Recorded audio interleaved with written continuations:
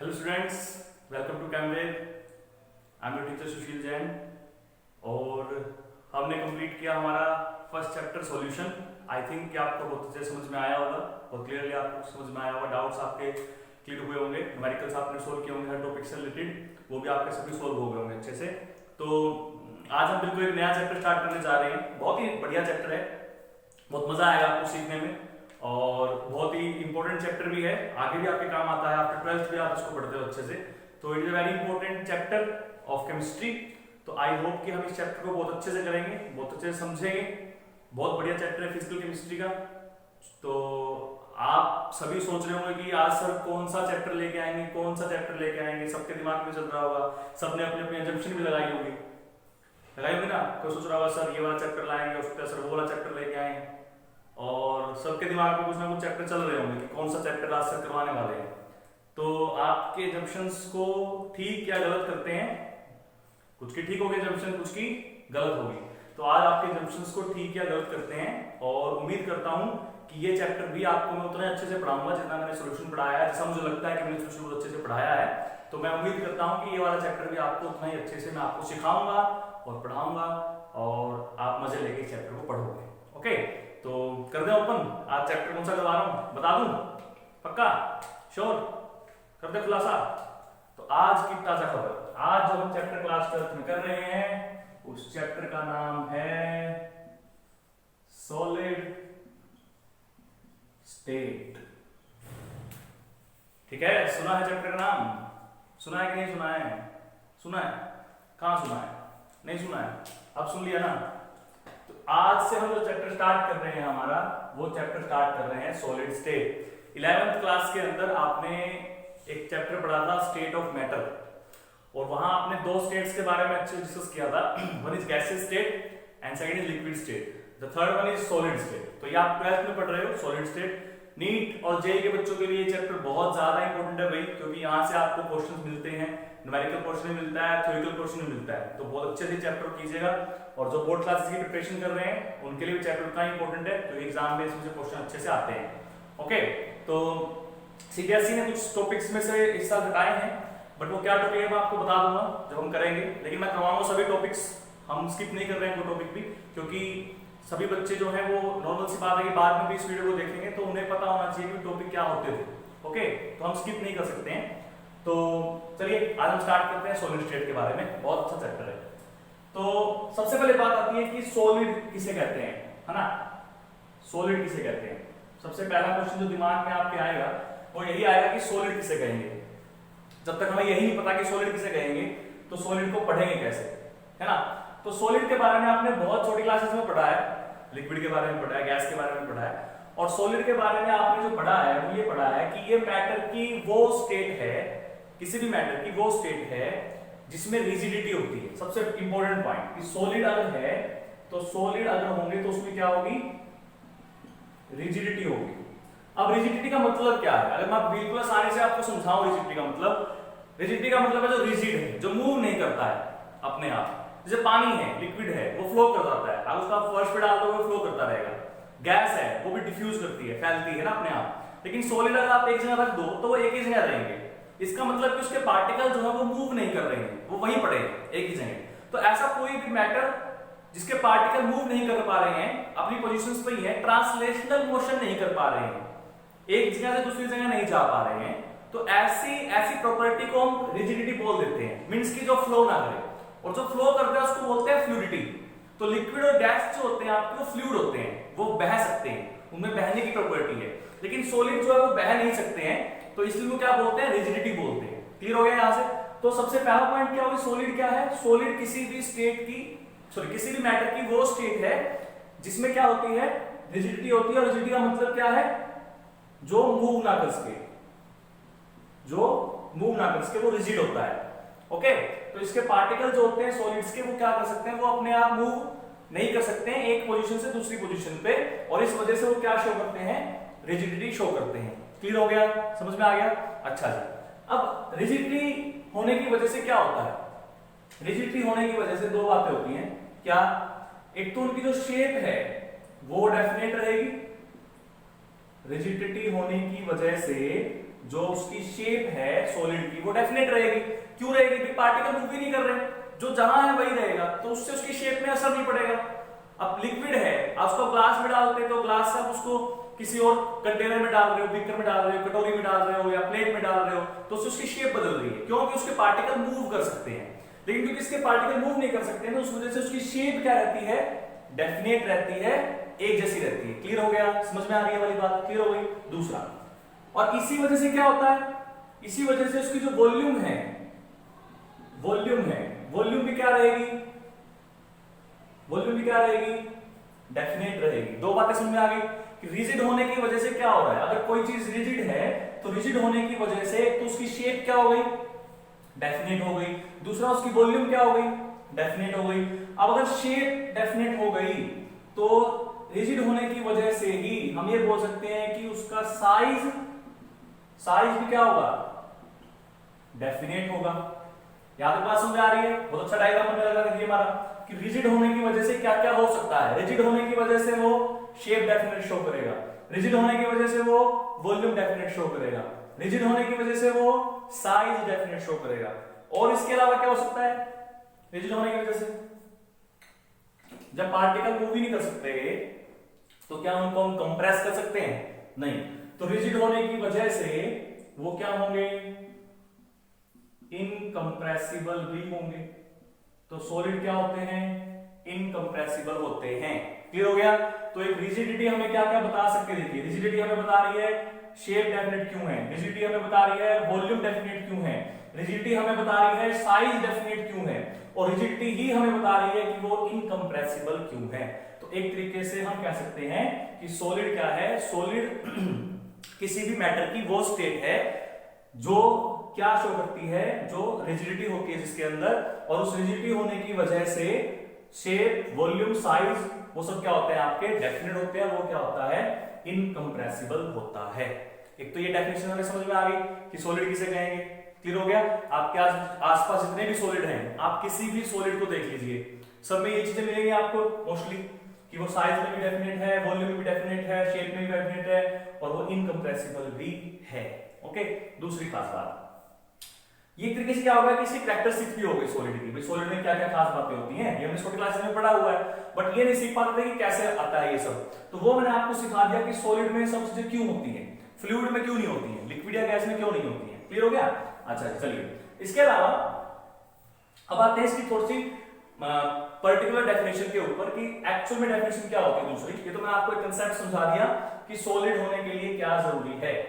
ठीक है, चलिए जी, आई थिंक आपको मजा आया होगा, चैप्टर इजी भी लगा होगा थोड़ा सा, मतलब लगा होगा कि अरे हाँ तो सांस टॉपिक है, सर पढ़ा रहे हैं तो समझ में आ जाएगा, कॉन्फिडेंस आ गया होगा आपको थोड़ा सा सुन के मेरी लैंग्वेज को, कि नहीं आया? कोई नहीं, धीरे धीरे आ जाएगा। चलिए जी, अब आपने दूसरी डेफिनेशन भी पढ़ी हुई है, हमने सीखा था, कहां सीखा था? हमने 11th में सीखा था कि सभी मैटर की जो फॉर्म है वो अलग अलग इसलिए है क्योंकि उनके पार्टिकल्स की डिस्टेंस अलग अलग है। सॉलिड के अंदर जो पार्टिकल्स होते हैं वो बहुत पास पास होते हैं। लिक्विड के केस में क्या होता है? थोड़ी सी डिस्टेंस बढ़ जाती है। गैस वाले केस में डिस्टेंस बिल्कुल बढ़ जाती है। तो हम क्या बोल सकते हैं कि सॉलिड क्या है? सॉलिड किसी भी मैटर की वो स्टेट है जिसके अंदर पार्टिकल एक दूसरे के बहुत पास होते हैं, क्लोजली पैक्ड होते हैं। अभी क्लोजली पैक्ड वर्ड क्या है आपको बताऊंगा मैं, बट आप फिर आप समझ लीजिए कि सॉलिड स्टेट क्या है? State of matter, state of matter in which particles are very close to each other. हम ये बोल सकते हैं फिलहाल, very close to each other. Clear हो गया? सॉलिड क्या है? किसी भी स्टेट मैटर की वो स्टेट है जिसमें पार्टिकल्स एक दूसरे के बहुत पास पास होते हैं, very close to each other. Clear? अच्छा जी, अब ऐसा क्यों है? 11th में सीखा था कि कोई भी मैटर जो है उसकी डिफरेंट फॉर्म दो रीजंस की वजह से एग्जिस्ट करती है। कौन कौन से रीजन थे? एक तो था हमारा due to intermolecular force, यही था। सॉलिड के केस में क्या होता है? अब अगर किसी स्टूडेंट्स को 12th वाले को इंटरमोलिकुलर फोर्स नहीं पढ़ा है भाई, तो मैंने 11th क्लास के अंदर अपने वीडियो में इंटरमोलिकुलर फोर्स के बारे में बताया है, तो प्लेलिस्ट में जाके आप स्टेट ऑफ मैटर चैप्टर के अंदर से ये पढ़ सकते हो कि इंटरमोलिकुलर फोर्स क्या होता था और कैसे काम करता था। ओके, तो जिन बच्चों को थोड़ा सा इनका आइडिया नहीं है वो मेरी 11th की वीडियोस में जाके वहां चेक कर सकते हैं स्टेट ऑफ मैटर चैप्टर में कि इंटरमोलिकुलर फोर्स क्या होता है, उसकी वीडियो आपको वहां पे कंप्लीट मिल जाएगी। क्लियर? चलिए, तो इंटरमोलिकुलर फोर्स क्या होता है? दो मॉलिक्यूल्स के बीच में लगने वाली अट्रैक्शन, जिसको हम वैन डर वाल्स फोर्स भी बोलते थे। तो जिन पार्टिकल्स के बीच में van der Waals force strong होगा उसमें पार्टिकल पास पास होंगे, जिनमें van der Waals force week होगा उसमें पार्टिकल आपके दूर हो जाएंगे, जिसमें बहुत ही वीक होगा उसमें बहुत ही दूर हो जाएंगे। तो सॉलिड में क्या होता है? सॉलिड के केस में क्या होता है? In case of solid intermolecular force are strong, मैं शॉर्ट फॉर्म में लिख रहा हूं भाई, intermolecular force are strong, IMF। ठीक है, क्या होता है सॉलिड के केस में? पार्टिकल जो है वो एक दूसरे के बहुत पास होते हैं। पास क्यों होते हैं? क्योंकि उनके बीच में इंटरमोलिकुलर फोर्स जो होता है वो बहुत स्ट्रांग होता है। और दूसरा रीजन क्या होता था हमारे पास? दूसरा रीजन होता था थर्मल एनर्जी। सॉलिड के पार्टिकल्स की एनर्जी बहुत कम होती है जो उनको हेल्प नहीं करती कि वो मूव कर सके, तो वो ट्रांसलेशनल मोशन शो नहीं करते हैं। एक खास बात ध्यान रखिएगा भैया, क्या याद रखिएगा कि जो सॉलिड के पार्टिकल्स हैं वो एक जगह से दूसरी जगह नहीं जा सकते, लेकिन इसके बावजूद उनके पास एनर्जी तो है। मैंने ये थोड़ी कहा है कि पार्टिकल्स के पास थर्मल एनर्जी नहीं है, मैंने कहा थर्मल एनर्जी तो है लेकिन इतनी नहीं है कि पार्टिकल एक जगह से दूसरी जगह जा सके। क्लियर? तीन तरह के मोशन जो है वो पार्टिकल शो कर सकते हैं। ट्रांसलेशनल मोशन, जहां पे वो एक से दूसरी जगह जाएंगे। वाइब्रेशनल मोशन, मान लीजिए पार्टिकल है आपका तो ये ऐसे वाइब्रेट कर रहा है तो ये वाइब्रेशनल मोशन हो गया। और एक रोटेटरी मोशन की अपनी जगह पे पड़े पड़े घूम रहा है, उसको रोटेटरी मोशन बोलते हैं, है ना। तो सॉलिड के जो पार्टिकल्स हैं उनके पास सिर्फ इतनी एनर्जी होती है कि वो अपनी जगह पे खड़े खड़े ही क्या कर सकते हैं? डांस कर सकते हैं। अपनी जगह पे खड़े खड़े ही डांस कर सकते हैं, मूव करने वाला डांस नहीं करना है, सिर्फ अपनी जगह पे खड़े खड़े ही वाइब्रेट कर सकते हैं, डांस कर सकते हैं। ओके, तो सॉलिड पार्टिकल क्या शो करते हैं? ओनली वाइब्रेटरी मोशन, और इस वजह से वो कहीं जा नहीं सकते हैं। ओके, तो दो बातें हमने देख ली क्या, कि सॉलिड वाले केस में इंटरमोलिकुलर फोर्स तो क्या होता है? स्ट्रॉन्ग होता है, और थर्मल एनर्जी क्या होती है? बहुत वीक होती है। ये बिल्कुल दूसरे के रेसिप्रोकल होते हैं, है ना। तो इसके अलावा और क्या हो सकता है? इसके अलावा तो हमने कुछ अब तक समझा ही नहीं, यही समझा हमने कि सॉलिड किसी भी मैटर की वो स्टेट है जिसमें रिजिडिटी होती है, और रिजिडिटी होने की वजह से क्या क्या हो सकता है सॉलिड के अंदर, वो हमने पॉइंट्स में देख लिया मेन। उसके अलावा फिर हम देखा कि सॉलिड के अंदर पार्टिकल एक दूसरे के बहुत पास होते हैं, तो एक दूसरे के पास क्यों होते हैं? उसका रीजन क्या था? उसके दो रीजन है। एक कि उनके बीच का जो इंटरमोलिकुलर फोर्स है वो बहुत स्ट्रांग है, तो पार्टिकल एक दूसरे को बहुत खींच के रखते हैं। और दूसरा क्या है? थर्मल एनर्जी, जो उनकी बहुत कम है, जिसकी वजह से वो कहीं दूसरी पोजीशंस पर नहीं जा सकते, तो अपनी पोजीशन पे ही पड़े रहते हैं। क्लियर हो गया?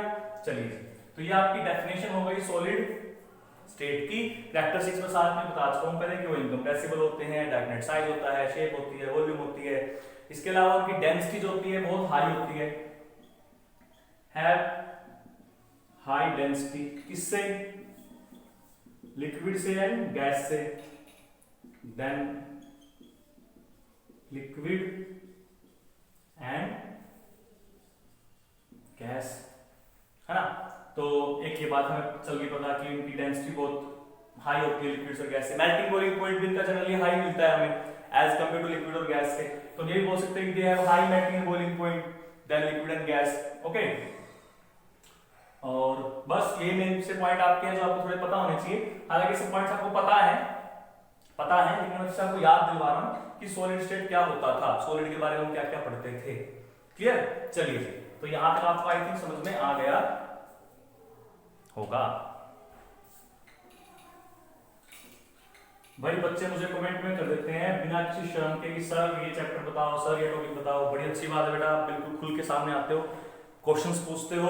मैं कोशिश करता हूं मोस्टली की रिप्लाई कर दूं सभी क्वेश्चंस की। शायद मैं कुछ क्वेश्चंस के रिप्लाई ना कर पाता हूं एक दो के, बट मोस्टली क्वेश्चन में ट्राई करता हूं रिप्लाई कर पाऊं।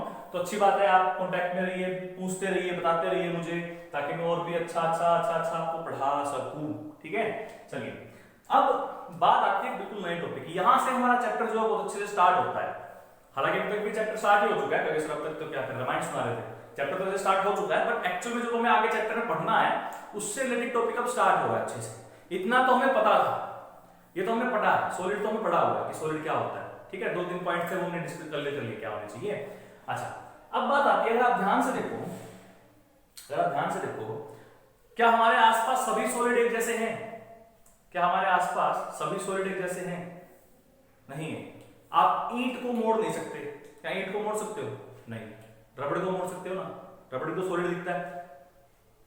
ईंट को आप नहीं मोड़ सकते हो, लेकिन रबड़ को मोड़ सकते हो, लेकिन दोनों सॉलिड है।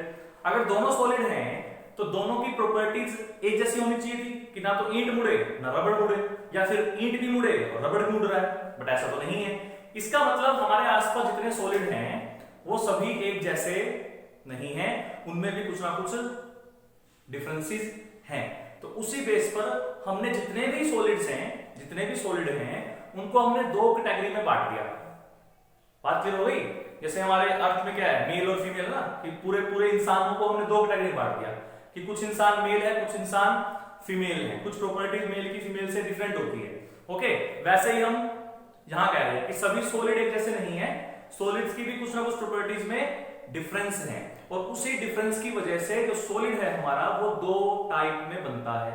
यहां तक क्लियर हो गया? तो अब टॉपिक का नाम क्या बनता है हमारे? टॉपिक का नाम बनता है हमारे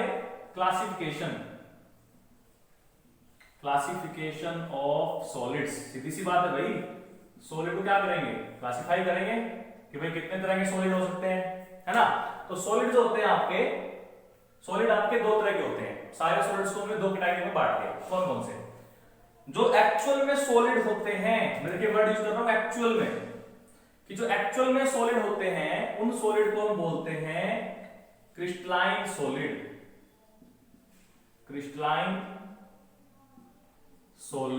जो सॉलिड एक्चुअल में सॉलिड होते हैं उनको हम क्या कहते हैं? उनको हम क्रिस्टलाइन सॉलिड बोलते हैं। मतलब जो सारी प्रॉपर्टी वही शो करते हैं जो हमने सॉलिड के लिए पढ़ी है, ठीक है। तो ऐसे सॉलिड को हम बोलते हैं क्रिस्टलाइन सॉलिड। दूसरा, कुछ सॉलिड ऐसे होते हैं भाई जो दिखते सॉलिड जैसे हैं, मतलब मोस्टली प्रॉपर्टी उनकी सॉलिड जैसी होती है, बट फिर भी कहीं ना कहीं वो सॉलिड नहीं लगते या सॉलिड जैसी प्रॉपर्टी शो नहीं करते। 2-4 प्रॉपर्टी में वो गैप कर जाते हैं, स्किप कर जाते हैं।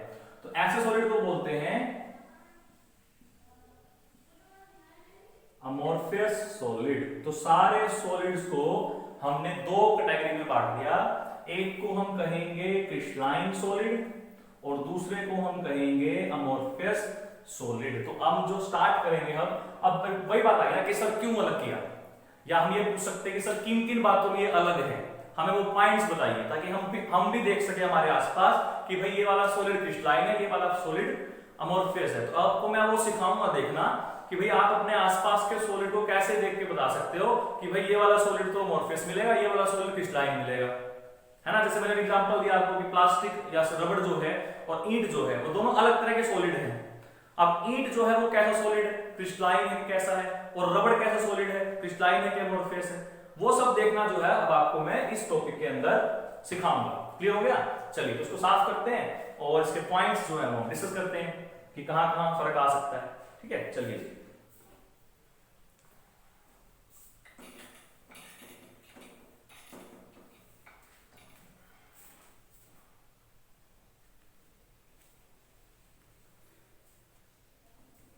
सबसे पहली और सबसे इंपॉर्टेंट पॉइंट भाई, जो डिफरेंस सबसे ज्यादा आता है, मैं हेडिंग बना रहा हूं पॉइंट्स की, आप उसके साथ समझते रहिएगा। जो सबसे पहला जो सबसे इंपॉर्टेंट पॉइंट है जहां पर दोनों सॉलिड में डिफरेंस आता है, पहले हम वो समझ रहे हैं। ठीक है, चलिए। तो सबसे पहला रीजन जो है जहां पर डिफरेंस आता है, पॉइंट ऑफ डिफरेंस हम हेडिंग बना लेते हैं कि कहां कहां पर डिफरेंस आता है।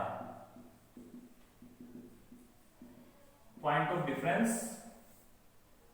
In both solids, both type of solids,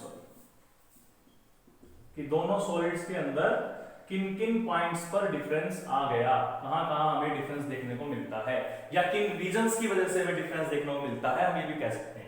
ठीक है, तो पॉइंट ऑफ डिफरेंस बना के आप हेडिंग बना लीजिएगा अपनी नोट्स के अंदर, और उसके बाद आप पॉइंट्स लिख सकते हो। लास्ट में फिर आप सारे पॉइंट्स को इकट्ठा करके एक कॉलम बना सकते हो, एक बॉक्स बना सकते हो, जिसमें एक तरफ आप सारे डिफरेंस लिख सकते हो क्रिस्टलाइन के, या एक तरफ लिख सकते हो अमोर्फस के, या स्टार्टिंग से ऐसा कर सकते हो कि स्टार्टिंग में एक बॉक्स बना लीजिए बस, उसमें एक जगह क्रिस्टलाइन के सारे पॉइंट लिख लीजिए और एक जगह अमोर्फस के लिख लीजिए। कंपटीशन के अंदर तो इसका कोई खास रोल है नहीं, लेकिन सीबीएसई के अंदर या जितनी बोर्ड्स के स्टूडेंट्स हैं आपके, वहां टीचर इससे रिलेटेड आपसे क्वेश्चन जो है वो एक पुट कर सकते हैं 2 मार्क्स में 3 मार्क्स में, तो इसलिए अच्छे से समझिएगा। ठीक है, चलिए जी, सबसे पहला और सबसे इंपॉर्टेंट पॉइंट भाई वो है अरेंजमेंट ऑफ पार्टिकल्स। सारा का सारा पंगा ही पार्टिकल्स के अरेंजमेंट का है भाई, और कहीं नहीं है। ये अरेंजमेंट ही हमें 2 अलग तरह के सॉलिड दे रही है, ये बात ध्यान में रखिएगा। ये अरेंजमेंट ही है हमें जो 2 तरह के सॉलिड्स दे रही है। अगर अरेंजमेंट सेम हो जाए तो सारे सॉलिड भी क्या हो जाएंगे, एक ही टाइप के हो जाएंगे, लेकिन क्योंकि अरेंजमेंट अलग अलग है इस वजह से दोनों सॉलिड भी क्या हो गए, 2 तरह के हो गए। क्लियर? कैसे? हम आपको एग्जांपल से समझाता हूं। देखिए, सॉलिड के अंदर क्या पार्टिकल्स है, एक दूसरे के बहुत पास पास है। हम मान के चलेंगे कि पार्टिकल्स की शेप स्फेरिकल है, गोल है, सर्कल की तरह है, स्फेरिकल मानते हैं हम, ये मान के चलेंगे। तो ये तो हमने पढ़ा ही है कि पार्टिकल्स क्या हो सकते हैं, दूसरे के बिल्कुल पास होते हैं, बिल्कुल चिपके हुए होते हैं दूसरे से जितना हो सके। ठीक है, तो होता क्या है, होता ये है कि अगर हम क्रिस्टलाइन की बात करें तो मान लीजिए कि मेरे पास ये पार्टिकल है एक, तो ये उसका एक और पार्टिकल उसके अंदर, फिर ये एक और पार्टिकल है, फिर ये एक और पार्टिकल है, फिर ये एक और पार्टिकल है, फिर ये एक और पार्टिकल है, फिर ये एक और पार्टिकल है। ठीक है, ऐसे ही फिर इसी पार्टिकल के बिल्कुल नीचे यहां पे एक पार्टिकल है, फिर ये एक पार्टिकल है, फिर ये एक पार्टिकल है, फिर ये एक पार्टिकल है, ये एक और ये एक। ठीक है, फिर इसी के नीचे एक और कि भाई ये पार्टिकल है, फिर ये पार्टिकल है, फिर ये पार्टिकल है, फिर ये पार्टिकल है, फिर ये और फिर ये। इस तरह से ये देखने में कितना अच्छा लग रहा है कि सारे पार्टिकल बिल्कुल ऑर्डर में अरेंज है। मैंने वर्ड क्या बोला, ऑर्डर में अरेंज है, सब ये ऑर्डर में अरेंज है कि एक के नीचे एक आया हुआ है। ऐसे बोल सकते हैं कि भाई एक रो के साथ ही एक रो है, तो इसको क्या बोलते हैं, इसको बोलते हैं ऑर्डर। ये क्या है, ऑर्डर में है, पार्टिकल्स क्या है आपके ऑर्डर में है। अब इसको एग्जांपल से समझाता हूं आपको, पहले मैं एग्जांपल दोनों को समझाता हूं मॉर्फेस को इसको। अब क्रिस्टलाइन में क्या होता है, क्रिस्टलाइन में इस तरीके से होता है कि पार्टिकल सारे एक दूसरे के बहुत पास हैं। ये तो 2 डायमेंशन दिखाया मैंने, एक्चुअल में तो सॉलिड किसमें होता है, 3 डायमेंशन में। तो जो तीसरी डायमेंशन आएगी इसके ऊपर वाली, इसके ऊपर जब रखते जाएंगे पार्टिकल्स को, तो वो भी बिल्कुल ऐसे ही होंगे कि एक के ऊपर एक, एक के ऊपर एक, एक के ऊपर एक। तो हर डायरेक्शन में क्या है, पार्टिकल्स की अरेंजमेंट एक जैसी है, तो उसको बोलते हैं कि वो ऑर्डर में है, ऑर्डर में। और जैसा ऑर्डर यहां दिखेगा वैसा ही ऑर्डर बिल्कुल लास्ट तक दिखेगा, पूरे सॉलिड में ऐसा ही ऑर्डर दिखेगा आपको। तो अगर पूरे सॉलिड में वैसा ही ऑर्डर दिख रहा है तो ऐसे ऑर्डर को बोलते हैं लॉन्ग रेंज ऑर्डर। लॉन्ग का मतलब लंबी दूरी तक वही एक जैसा ऑर्डर चलेगा, लॉन्ग रेंज ऑर्डर। समझ में आया? तो क्रिस्टलाइन सॉलिड में क्या होता है, क्रिस्टलाइन सॉलिड के अंदर लॉन्ग रेंज ऑर्डर होता है। लॉन्ग रेंज ऑर्डर का मतलब क्या है कि पार्टिकल्स एक बहुत दूर तक, मतलब कंप्लीटली सॉलिड के अंदर मोस्टली पार्टिकल सारे क्या हैं, एक ऑर्डर में रेंज होते हैं इस तरह से। लेकिन अगर मैं अमोर्फस की बात करता हूं, अगर मैं अमोर्फस की बात करता हूं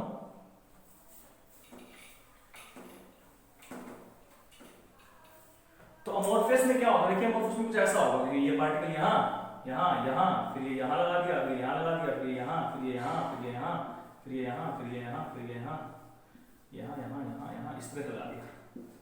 देखिए क्या इसमें कोई ऑर्डर दिख रहा है आपको, क्या इसमें कोई ऑर्डर दिख रहा है आपको? नहीं दिख रहा ना, बहुत धुंधला सा लग रहा है, बहुत सा लग रहा है। या अगर होगा भी ऑर्डर थोड़ा बहुत होगा, थोड़ी कहीं जगह होगा कहीं नहीं होगा। तो अमोर्फस में क्या होता है, अमोर्फस में पार्टिकल एक ऑर्डर में अरेंज नहीं होते हैं, बस रैंडमली अरेंज होते हैं, रैंडमली अरेंज होते हैं। जैसे एग्जांपल देता हूं आपको, इससे आपको समझ में आ जाएगा। मान लीजिए कि असेंबली होती है आपके स्कूल में, तो सुबह जब असेंबली होने से पहले बच्चे क्या है, ग्राउंड में कहीं कहीं घूम रहे होते हैं। अगर मैं उनको ये कहूं कि बेटा आपके पास 30 सेकंड है, फटाफट अरेंज हो जाएगी इतना लाइंस में, तो 30 सेकंड में वो इतना अच्छे से अरेंज नहीं हो पाएंगे। फटाफट जैसे जैसे लाइन है, कोई आगे कोई पीछे, कोई छोटा कोई बड़ा, इस तरीके से वो खड़े हो जाएंगे सारे के सारे, तो वो ऑर्डर बहुत अच्छा लगेगा नहीं। लेकिन अगर मैं अभी उन्हीं बच्चों को, बेटा आपके पास 5 मिनट है, अच्छे से अपनी लाइंस बना लीजिए, तो 5 मिनट में सभी बच्चे बहुत अच्छे से रो वाइज, कॉलम वाइज अच्छे से खड़े हो जाएंगे। वही बात यहाँ भी है कि अमोर्फस में क्या होता है, पार्टिकल्स को अरेंज होने के लिए हम इतना टाइम नहीं देते हैं कि वो अच्छे से अरेंज हो सके, तो फटाफट जो जहां का वही रुक जाता है और उस तरीके से वो अरेंजमेंट बन जाती है। ठीक है, लेकिन क्रिस्टलाइन में क्या होता है, क्रिस्टलाइन में हम उनको बहुत टाइम देते हैं ताकि वो अच्छे से खुद को अरेंज कर सके, और इस वजह से जो अरेंजमेंट मिलती है हमें वो ज्यादा अच्छी मिलती है। किसमें, क्रिस्टलाइन में। अरेंजमेंट अच्छी होगी तो पार्टिकल की पैकिंग अच्छी होगी, पैक अच्छे से होंगे, और पैक अच्छे से होंगे तो उनके बीच का जो फोर्स है वो ज्यादा स्ट्रॉन्ग होएगा। इसका मतलब क्रिस्टलाइन सॉलिड में जो इंटरमोलिकुलर फोर्स होता है वो ज्यादा स्ट्रॉन्ग होता है as compare to amorphous solid के। समझ में आ रही है बात? और शायद इसी वजह से रबड़ मुड़ जाता है, ईंट नहीं मुड़ती है, क्योंकि ईंट के पार्टिकल्स में फोर्स ऑफ अट्रैक्शन ज्यादा स्ट्रॉन्ग है एज कंपेयर टू रबड़ के। तो रबड़ कैसा सॉलिड हुआ, अमोर्फस। प्लास्टिक कैसा सॉलिड हुआ, अमोर्फस। ठीक है ना, ये बातें समझ में आ रही है। पॉलीमर्स जो आते हैं हमारे पास, नायलॉन वगैरह जो आता है, वो भी क्या है, वो सब अमोर्फस में आते हैं। और क्रिस्टलाइन में क्या हो गया, जितने भी साल्ट है, एलिमेंट्स हैं, मेटल्स हैं, नॉन मेटल्स हैं, वो सब किस में आते हैं आपके, वो सब आपके कंपाउंड्स है कुछ हमारे, वो सब किस में आते हैं हमारे, वो हमारे क्रिस्टलाइन के अंदर आते हैं। क्लियर? तो इसमें क्या होता है, इसमें हमारा शॉर्ट रेंज ऑर्डर होगा। तो ये हमारा पहला पॉइंट हो गया भाई कि कहां डिफरेंस आता है। डिफरेंस आता है पार्टिकल्स के अरेंजमेंट में। और क्रिस्टलाइन सॉलिड के अंदर जो पार्टिकल्स है 3 डायमेंशंस के अंदर, वो एक दूसरे से बहुत परफेक्टली अरेंज होते हैं ऑर्डर में, और उनमें जो ऑर्डर होता है वो कैसा होता है, लॉन्ग रेंज होता है। लॉन्ग रेंज का मतलब क्या है कि पूरे सॉलिड में आपको ऑर्डर एक जैसा ही दिखेगा, बदलाव ऑर्डर में कोई बहुत थोड़ा बहुत आता है, हल्का फुल्का, मतलब आता नहीं है खास। लेकिन अमोर्फस के अंदर क्या होता है, अमोर्फस के अंदर जो ऑर्डर है, जो अरेंजमेंट है, वो इतनी अच्छी नहीं होती है, सॉलिड बदलती रहती है कहीं ना कहीं, तो उस वजह से जो ऑर्डर आपका आता है कैसा आता है, शॉर्ट रेंज का ऑर्डर आता है। ओके, तो ये आपका पहला पॉइंट हो गया कि सॉलिड्स में डिफरेंस कहां है, उनके पार्टिकल्स की अरेंजमेंट में है। और पार्टिकल के अरेंजमेंट में डिफरेंस क्यों है वो भी आपको मैंने बता दिया, क्योंकि टाइम पे डिपेंड करता है, किसको टाइम ज्यादा मिला है, किसको टाइम कम मिला है। ओके, चलिए इसको साफ करते हैं। आज तो ये कंप्लीट टॉपिक हमारा नहीं हो पाएगा टाइम डिफरेंस का, बट मैं आपको थोड़ा सा हिंट दे दिया कि चैप्टर में क्या पढ़ना है, कैसे पढ़ना है। धीरे धीरे हम चैप्टर स्टार्ट कर चुके हैं, तो नॉर्मल सी बात है कि चैप्टर सारा हम कंप्लीट करेंगे अच्छे से। एक पॉइंट और बता देता हूं आज आपको मैं, बस मेन पॉइंट तो हमारा यही था। इसके अलावा तो पॉइंट सारे इस पॉइंट से रिलेटेड पॉइंट्स हैं कि इनकी वजह से क्या होता है। जो क्रिस्टलाइन सॉलिड होते हैं आपके, हम बात कर रहे हैं सेकंड पॉइंट का, मेल्टिंग एंड बॉइलिंग पॉइंट। दोनों के मेल्टिंग और बॉइलिंग पॉइंट में फर्क होता है, melting point and boiling point.